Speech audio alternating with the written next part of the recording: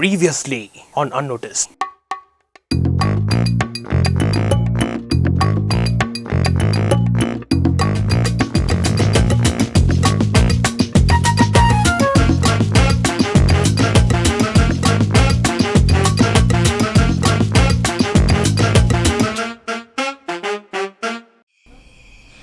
But the minute I saw her,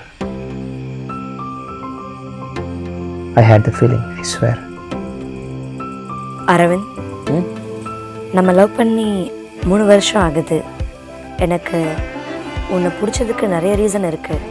ஆனால் முதல்ல நான் உன்னை பார்த்து விழுந்தது உன் முடிதான். எனக்கு உன்கிட்ட ரொம்ப பிடிச்சதே உன்னோட முடிதான் அரவிந்த். எந்த ஒரு விஷயத்தை எடுத்துக்கிட்டாலும் அதோட அருமை நம்ம விட்டு போகும்போது தான் தெரியும். அப்படி விட்டு போனது தான் என்னோடய முடி. அதுக்கப்புறம் என்ன எல்லாருமே சொட்டை வழுக்கனை செல்லமாக கூப்பிட ஆரம்பிச்சிட்டாங்க. ஆனால் அப்படிப்பட்ட அந்த வழுக்கை எனக்கு விழும்போது தான் நான் ஒரு விஷயத்தை நோட்டீஸ் பண்ணேன். அது என்னென்னா, வழுக்கன்றது எனக்கும் நம்மளோட நடுமண்டையில் தான் விழுமே தவிர சைடு மண்டையிலையும் பின் மண்டையிலும் விழாது. எனக்காச்சும் ஏன் நோட்டீஸ் பண்ணிக்கிறீங்களா? So this is me Arvind.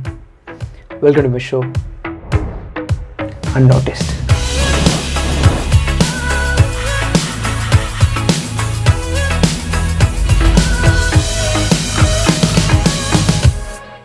சரி, மனுஷன் நமக்கு, அதாவது பொதுவாக பசங்களுக்கு ஏன் சொட்ட வழி தெரியுமா?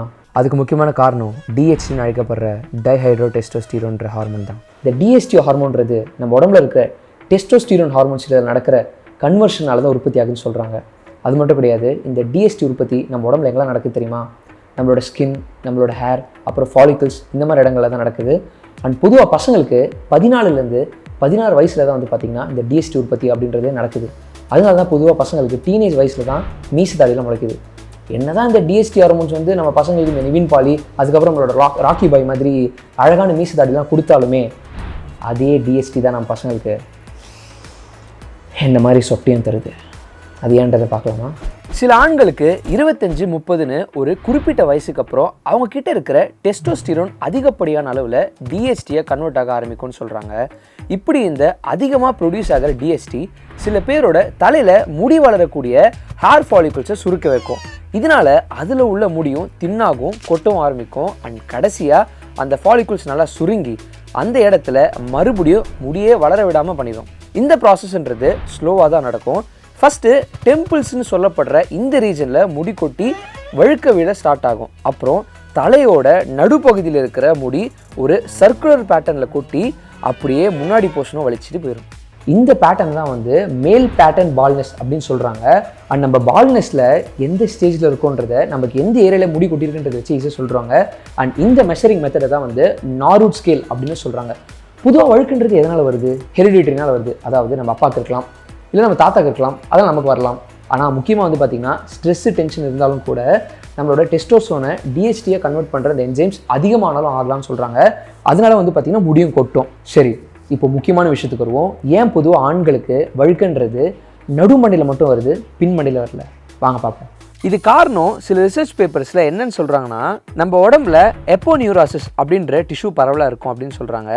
இந்த டிஷ்யூ பாடியில் இருக்கிற 2 டிஃப்ரெண்ட் மசில்ஸை ஜாயின் பண்ணுறதுக்கு உதவியாக இருக்குது. இப்படி ஒரு டிஷ்யூ நம்ம தலைக்கு மேல் பகுதியில் இருக்கும். அதுதான் நம்ம கேலியா அப்படின்னு சொல்லுவோம். இது தலையில் உள்ள ஸ்கின்க்கு அடியிலையும் இருக்கும். இந்த கேலியா மற்ற மசில் கூட கனெக்டாக இருக்கிறதுனால அந்த மசில்லாம் மூவ் ஆக இந்த கேலியாவும் அங்கங்கே இழுக்கப்படும். இதனால் அந்த கேலியாவுக்கு ஒரு ஐ டென்ஷன் உருவாகும். இதனால் அதுக்கு மேலே இந்த ஹேர் ஃபாலிகல்ஸோடு இருக்கிற ஸ்கின்ல இன்ஃப்ளமேஷன், அதாவது வீக்கம் ஏற்படும் சொல்கிறாங்க. இந்த வீக்கம் ரொம்ப சின்ன அளவில் தான் இருக்கும், பட் ரொம்ப நாட்களுக்கு இருக்கும் அப்படின்னு சொல்கிறாங்க. இந்த வீக்கம் அந்த தோல் பகுதியில் இருக்கிற டெஸ்டோஸ்டிரோனை டிஹெச்டியை கன்வெர்ட் பண்ணுன்னு சொல்கிறாங்க. இப்படி அதிகப்படியாக ப்ரொடியூஸ் ஆகிற இந்த டிஹெச்டி என்ன பண்ணுன்னா, நான் முன்னாடியே சொன்ன மாதிரி தலையில் இருக்கிற ஹேர் ஃபாலிகல்ஸை சுருக்க வைக்கும். இதனால் முடி கொட்டும். அண்ட் கடைசியில் அந்த ஃபாலிகல்ஸ் முடியை மறுபடியும் முடி வளர விடாமல் பண்ணிடும். இந்த டிஷ்யூ வந்து இழுக்கிறது, அதுக்கப்புறம் ஸ்கின் வீங்கிறது, இதெல்லாம் வந்து கேலியா ரீஜன், அதாவது நம்ம தலையோட முன்ன நடுப்பகுதியில் வந்து நடக்குது தவிர்த்து பின்பகுதியிலையும் சரி சைட் பகுதியிலும் நடக்கிறதுன்னு சொல்கிறாங்க. இதனால தான் வந்து நம்மளோட சைடு பகுதியாக இருக்கட்டும் பின்பகுதியாக இருக்கட்டும் அதோட ஹேர் ஃபாலிகல்ஸ் வந்து டிஹெச்டினால் அதிக அளவில் பாதிப்பு அடையிறதில்லைன்னு சொல்கிறாங்க. அதனால தான் சைடு பேக்கில் விட்டு நம்மள மாதிரி பசங்களுக்கு வழுக்கன்றது நடுமண்டையில் வருது. சரி, ஏன் ஆண்களுக்கு நடுமண்டையில் சொட்டை விழுது அப்படின்ற சயின்ஸை நம்ம பார்த்தாச்சு. இப்போ நம்ம ஒரு முக்கியமான விஷயத்தை பற்றி பேசுவோம். என்னன்னா, எனக்கு தெரிஞ்சவங்களாகட்டும் இல்லை நிறைய பேர் ஆகட்டும், எல்லாருக்குமே வந்து சொட்டை விழுந்துச்சுன்னு வச்சுக்கோங்க, உடனே சொசைட்டி வந்து நம்ம சொட்டை வழுக்க அப்படின்னு சொல்லுவாங்கன்னு சொல்லி ரொம்பவே இன்ஃபீரியராக ஃபீல் பண்ணுவாங்க. ஆனால் உண்மை என்ன தெரியுமா? இப்படிலாம் பேசுகிற இந்த சொசைட்டிக்கு மத்தியிலே தான் வந்து பார்த்திங்கன்னா ரஜினிகாந்த் சார் ஆகட்டும், ஃபகத் ஃபாசில் சார் ஆகட்டும், இங்கே எல்லாருமே வந்து தன்னை ப்ரூவ் பண்ணி காமிச்சிருக்காங்க. ஸோ இதனால் நான் என்ன சொல்ல வரேன்னா, நெட்டையோ குட்டியோ இல்லை குண்டோ ஒல்லியோ இல்லை கருப்போ சிவப்போ இது எல்லாமே மேட்டர் கிடையாது. லவ் யுவர் செல்ஃப், அதான் மேட்டர்.